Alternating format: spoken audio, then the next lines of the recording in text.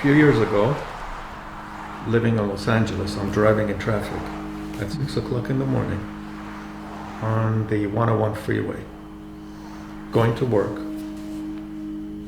And we're stopped in traffic and I'm looking around. I'm in an ocean of cars, first thing in the morning. And everybody else seems anxious. They're heading to work. There's somebody screaming into his phone. And I'm thinking, what exactly are we doing? Why are we doing this? Why do we live this way? Why am I here? Instead of being somewhere else, enjoying life a bit more than having to get up, rush to work. But this is what everybody else is doing. So I'm not doing anything out of the ordinary. I'm doing something very ordinary. And then I thought, what if this was to be the last day of my life? How could I describe what my life was about?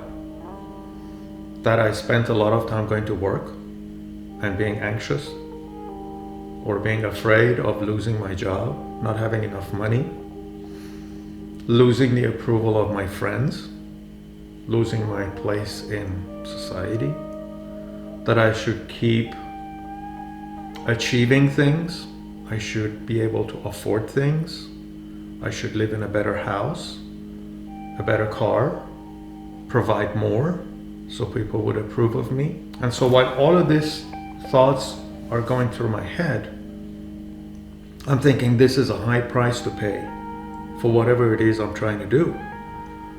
Because this kind of a lifestyle is leading me away from what I consider to be my authenticity, which is my purpose. That I'm not here to be a machine, to live a life, to spend my life doing the kinds of things that I don't really like or enjoy. Much like most people have to. Most people do the same thing.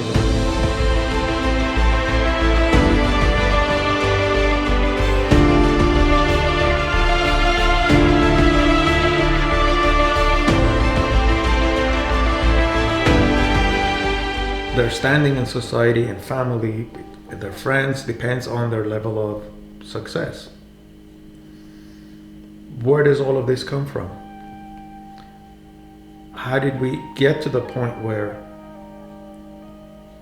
your worth, your value as a person depends on how well you do academically, professionally?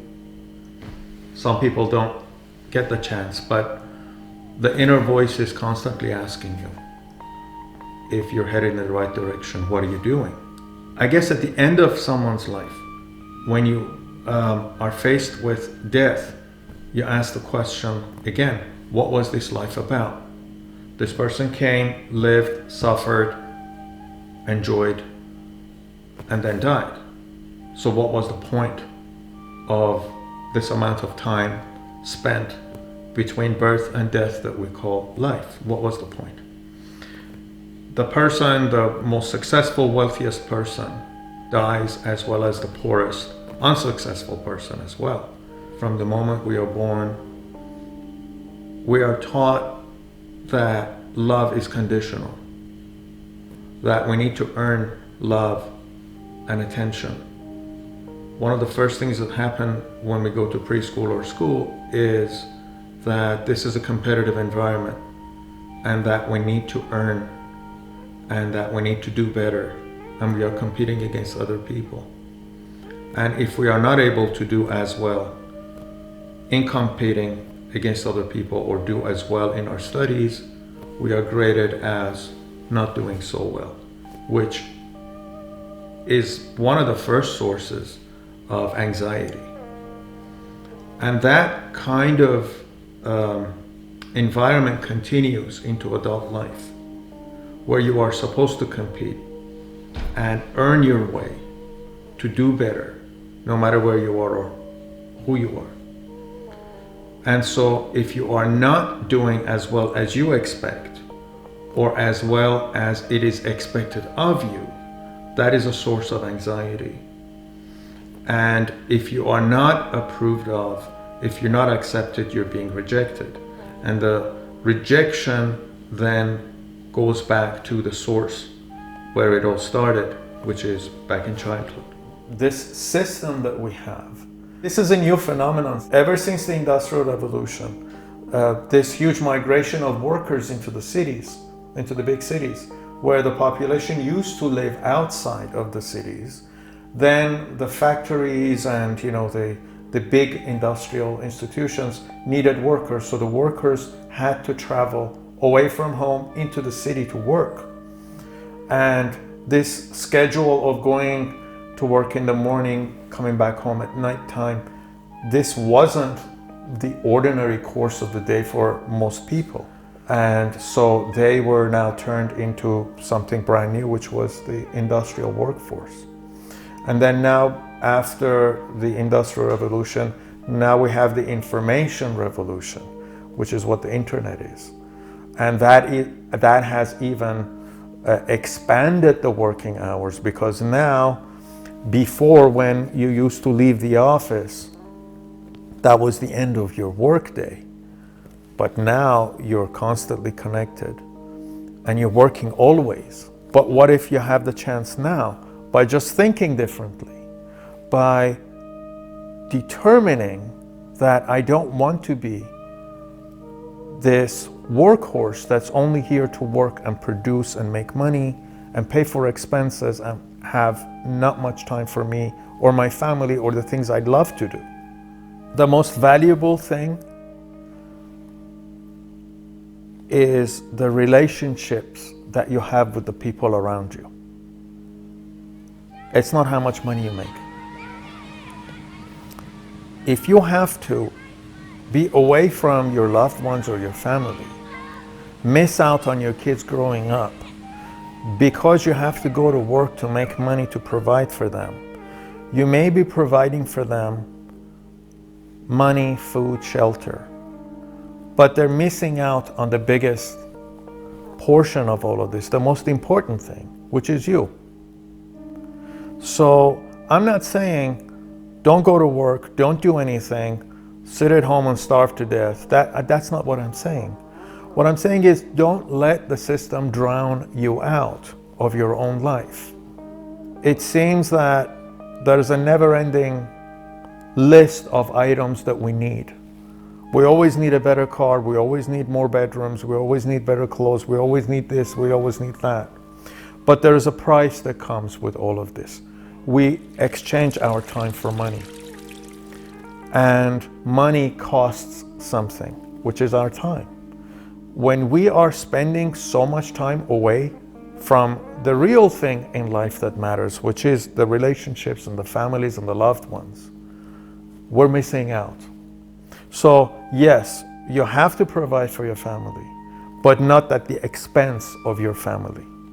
Because you could raise a family, you could send your kids to the best schools, but have no relationship with them, or have no quality time with them, or have no memories with them.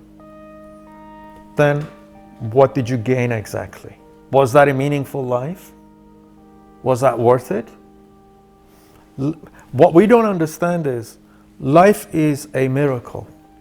We are a single cell that turns into trillions of cells. This is trillions of cells working in concert. If this isn't a miracle, I don't know what is. This is a miracle. Living in paradise, this blue-green planet, hovering in space. We live in paradise, but yet we turn it into a hell for ourselves. We don't understand we're here as miracles. We have relationships, we can enjoy everything. We can enjoy a tree, flowers, the weather, everything. But we find so much to be miserable about. The system that we've created out of our fears prevents us from enjoying life the way we're supposed to. I'm supposed to enjoy my child growing up. I'm supposed to enjoy my relationship with my spouse or my parents or my friends. But if my time is being spent, my focus is spent, my worries, my anxiety is spent on making a living, I'm not really making a living. I'm not living, I'm existing. I'm existing until my time comes up. And if you look back again at a life like that, is that a useful way of spending a miracle? Is it? I don't know. I mean, if I were to spend a life like that and being given a second chance to go back and do it over again, I wouldn't do it that way. I wouldn't care about a lot of this stuff. I would care about that meaningful conversation I can have with a friend, because I know that moment's not going to come back. I'm not going to miss out on this chance of having a good meal. I'm not going to miss out on this chance of having a laugh. You know, statistics for unhappiness in the US are staggering. This is a wealthy nation. Why is there so much unhappiness? Why are people reporting? There's a statistic, 83% of people are reporting they have job-related stress. Where is that coming from? Look, we have luxury cars, we have luxury homes, we have luxury everything. How come is there so much unhappiness? If you look at the statistics for drug abuse, for all kinds of addictive behaviors, all kinds of coping behaviors, all kinds of mental disorders, all kinds of prescription drug abuses, all kinds of illicit drug use. You look at these things and you go, what is going on here? Why are these people not happy? What is creating so much misery? And I will tell you in short, what is creating so much misery is the lack of meaningful relationships. That's what's creating so much misery. Because no matter how many cars you have, no matter how many luxury homes you have, if you don't have meaningful relationships, you have nothing. You have nothing. Which is why, surprisingly, in a society such as America, you find misery at the very top. It's interesting because you think, oh, this man or woman has so much success and fame and money. Why are they miserable? Why are they unhappy? Why do they use drugs? Why are they addicted? Because we equate success and money with happiness. Happiness can only be found in meaningful relationships, in authenticity. You know, the value of one close friend who can come to the rescue, who can be that shoulder for you to cry on, who can be someone you can have a heart-to-heart with, is immeasurable. You can't compare that to wealth. You can't compare that to anything else. Imagine a person on an island, and given the circumstances, they're the most successful person there can be in the world. Imagine. But there's no audience. There's no one to applaud their success. That success is meaningless. Success needs an audience. And so you are playing to an audience constantly, supposing that this is going to bring you happiness. It doesn't. It can give you power, sure. It can make life easier, yes. But it doesn't bring you happiness. It makes things easier, yes. But nobody needs 10 bedrooms. You need one bedroom to sleep in. So if you're spending your time trying to add another bedroom, if you're spending your time trying to add another car, if you're spending your time pursuing more and more and more, believe me that you are exchanging something for that. If you are focusing on that, you're focusing away from what matters the most. Again, which is the value of these relationships that you have around you. Those are the things that maintain you psychologically. We look forward to vacations. These vacations are like those sunny spots in the middle of storms. You look forward to these things. We set aside a time so we can be happy. We are happy because we believe that we leave our troubles behind.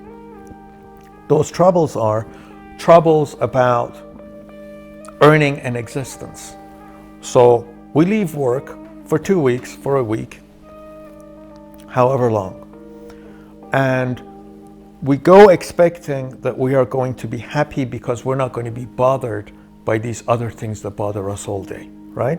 When you go on vacation, you're not worried about turning up for work, being late, showing up, getting a paycheck, project, this, that, the other thing. All you're there to do is to enjoy being and enjoy spending time with your friends and family, whoever you go to your vacation with, and having happy memories. And then you begin to think about coming back again to what it is you're supposed to be doing. But what if it was the other way around and life was actually that big vacation where you had to have these windows where you would work and do these things the opposite way? We can't fathom such a thing because it's unthinkable to us, because we've been conditioned to expect that we are only going to have those 2 weeks per year that we can have to ourselves and to our family, so we can take pictures, put it in our photo album, and then 20 years from now, when you look back, we can say we had a happy life. But you do this long enough and you condition yourself long enough, the big vacation comes at the end of your life, which is called a retirement. A retirement is much like a slave being given their freedom. So you had to slave away all of your life. Now they're saying, okay, you can relax now. You don't have to come to work anymore. You don't have to slave anymore. You don't have to wake up at 6, 5, whatever it was. You don't have to go into traffic. You don't have to do any of these things. Now you can spend time for you. And most people find themselves absolutely lost in their retirement. They don't know what to do. Or some people dread retirement because they go, but what am I going to do with my time? You see how empty life has been so far. They have no clue what to do with their time except to give it to work. If I don't have my time to give to work, I don't know what to do with it. This is your time. You're supposed to have your time for you. But you don't know what to do with it. You've been conditioned for this. After retirement, in old age, if you make it to old age, you start to slow down. Now you start to get to the point where maybe you begin to lose control over body functions. You begin to lose mental capacity. At that point, look back at your life. What did you do? What did you achieve? If your life was a business project, would you call it a successful business project? Possessions, achievements mean nothing. They turn to dust, just like we do. The only thing that matters is your relationships and the quality of the time that you have. Think about your life as a vacation, as an expanded vacation, where you have time to enjoy. You give yourself the permission to enjoy, because this is one permission we don't give ourselves, because we don't deserve to have a good time. We must give ourselves the permission to have a good time and enjoy life, as opposed to going to the factory on a conveyor belt, on a hamster wheel, happily until we drop. But life on a hamster wheel, that's one kind of life. Step off of the hamster wheel and you go, what was I thinking? What was I doing? You want to please your boss because he holds your paycheck. You're a slave to whatever it is you're doing. You're not a slave? Are you saying you're free? Okay, then you can leave now. Can you leave now? You don't dare leave now, because you're going to lose your paycheck, so you are a slave. You've heard people ask, what is my purpose? But really generally, I mean, what is the purpose for life, for humanity? What is the purpose? Why are we here? And that is a question asked by someone who doesn't know where they are or who they are. When you ask, what is my purpose? It's like asking, where am I supposed to be going? What's my destination? That's what purpose is. But what if there is no purpose? So if there is no purpose, does that mean that your life is meaningless? But here's another possibility. That possibility is that you are the purpose.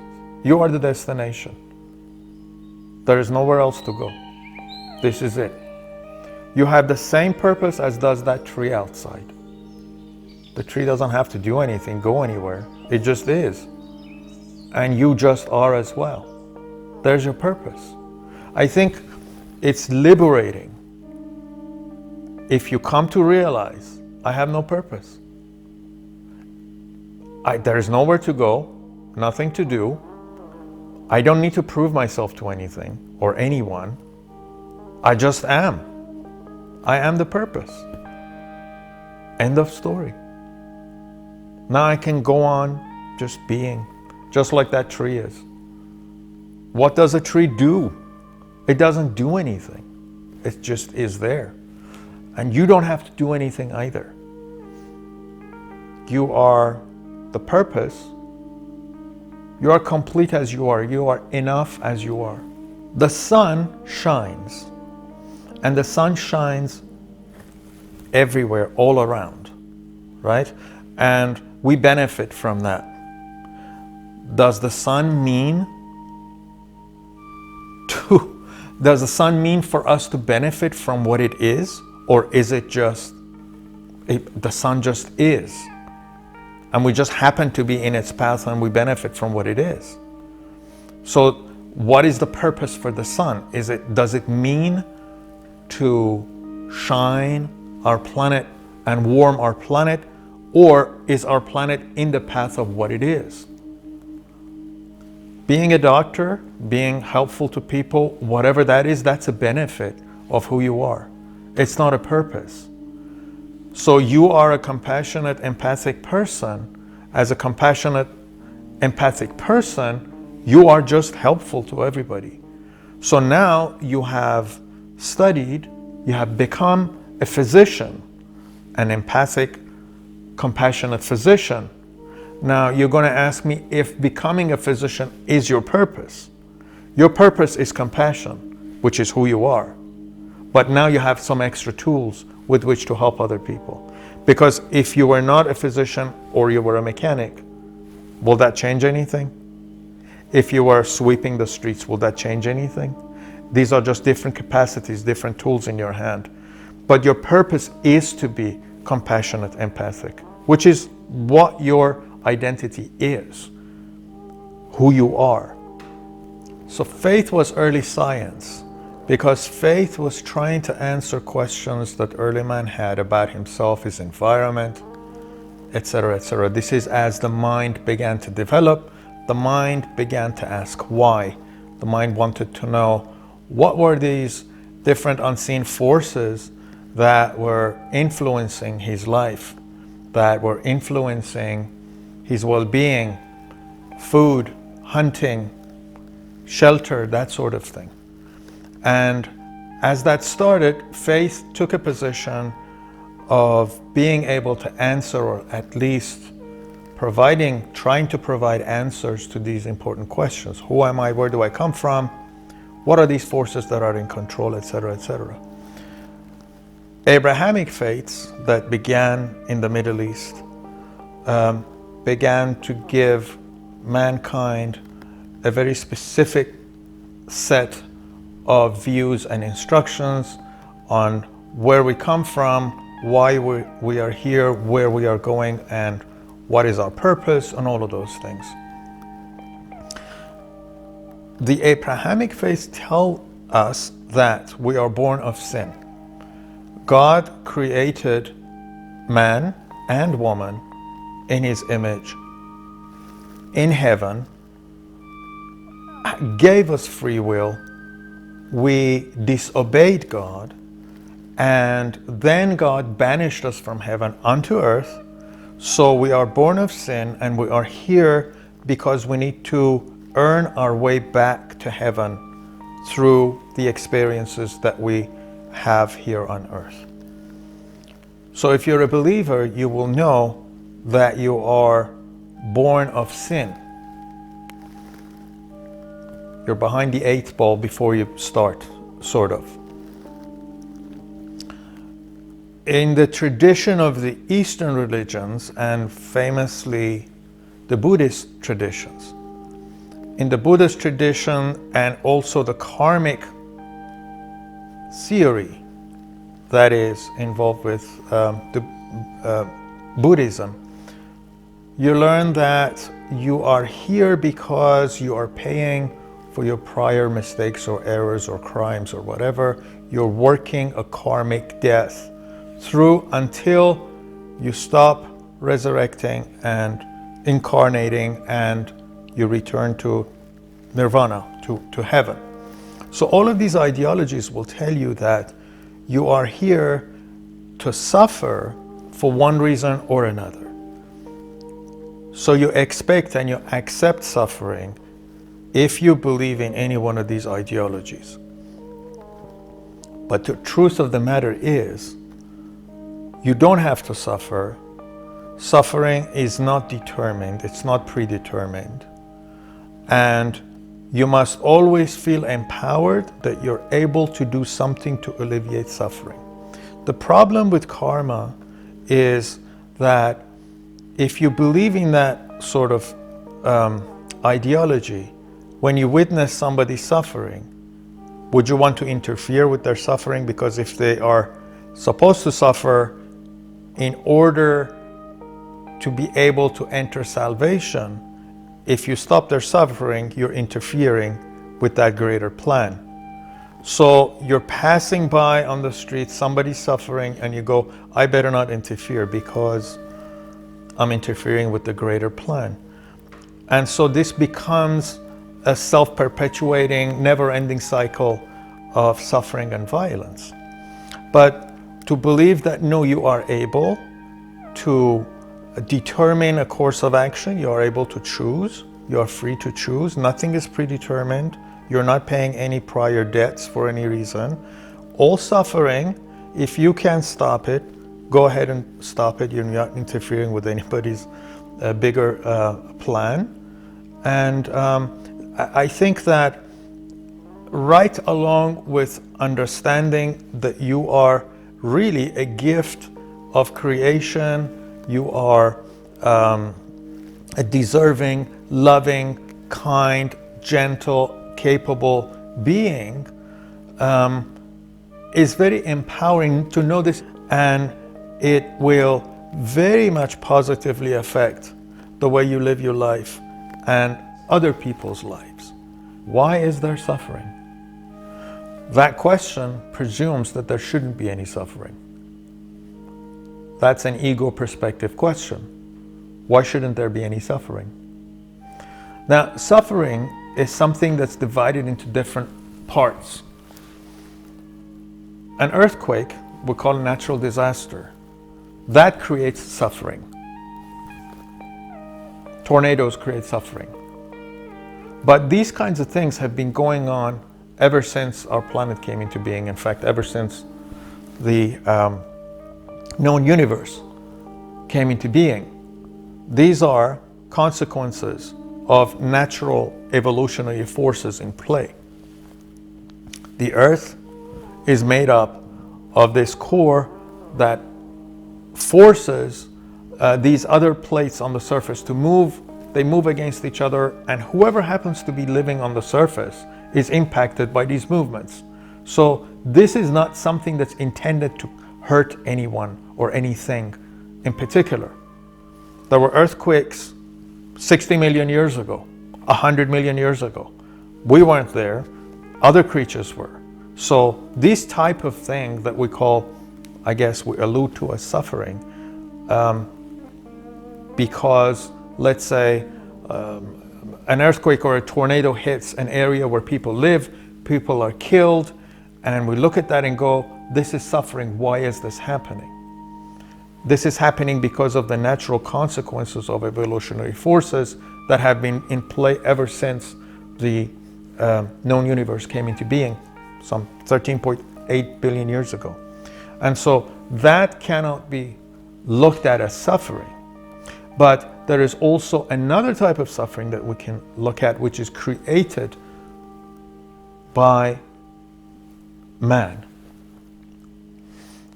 The kind of suffering that is created by man, such as war, such as famine, which is caused by war or other actions of men, injustice, that causes suffering.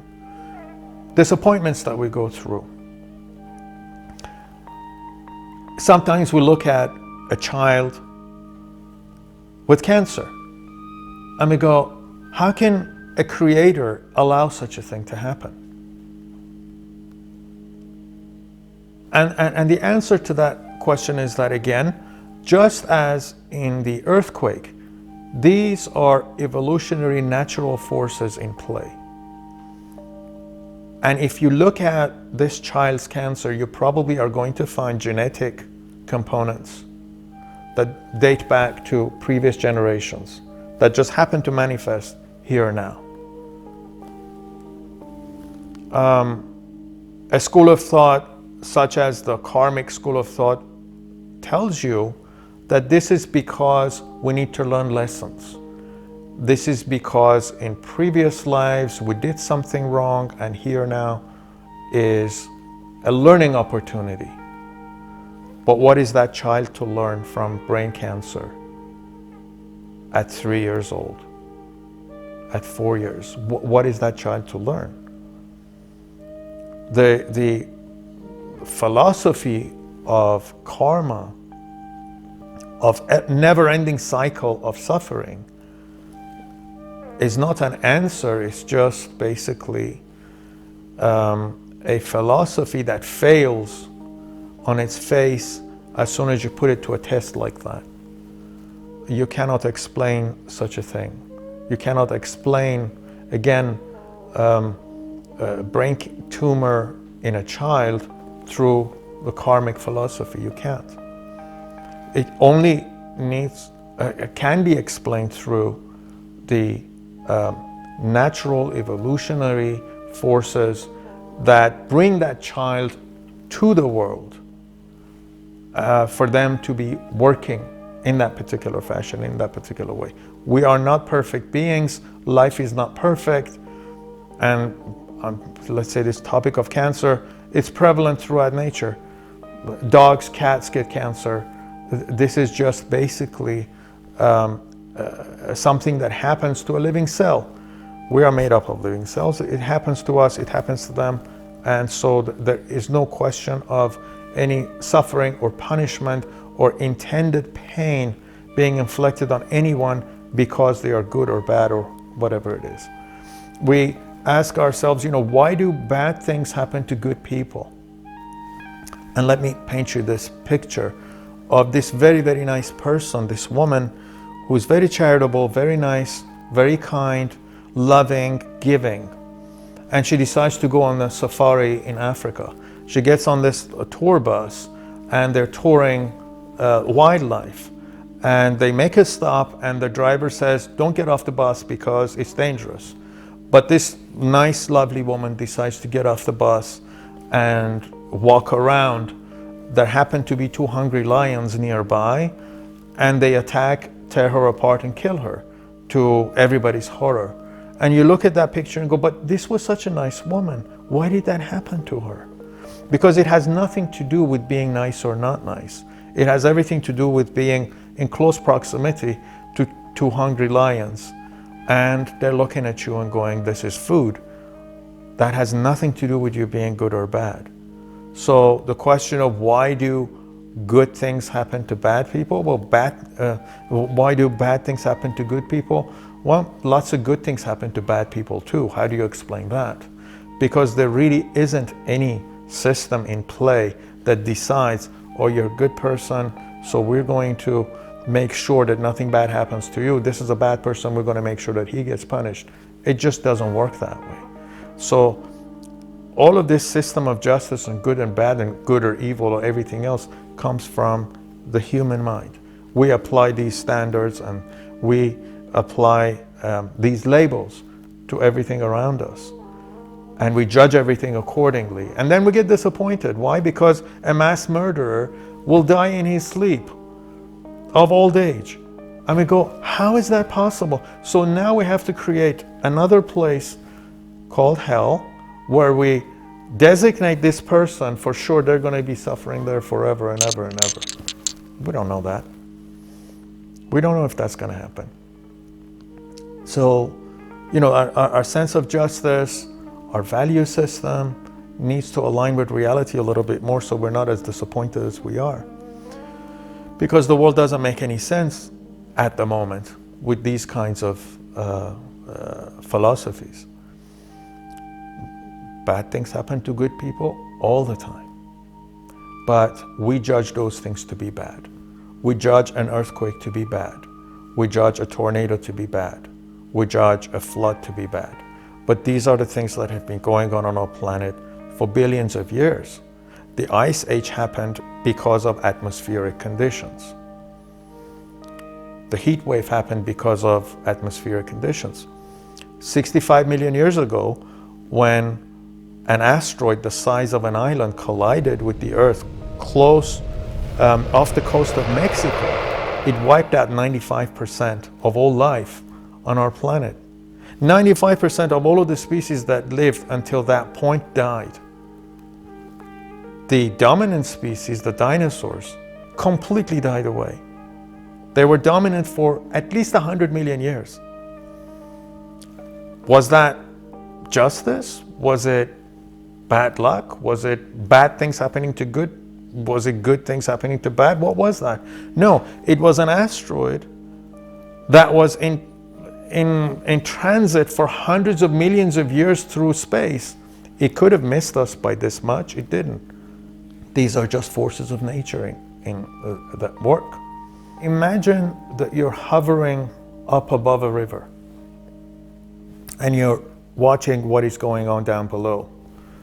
And there is a boat with people on it. The boat's traveling downriver, and up ahead there's a waterfall. It's a big waterfall. And you know the boat's headed that way and it's going to fall. And you know no one will survive the fall. You look inside the boat and you see these people, although they know there is a waterfall ahead, they know they're not going to survive, but they don't seem to be too concerned. They seem to be focused playing a game.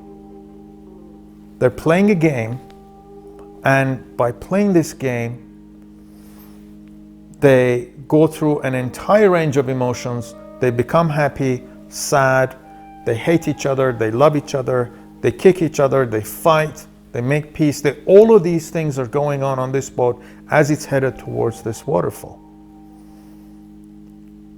And you wonder, how come these people are not paying attention to exactly what's up ahead?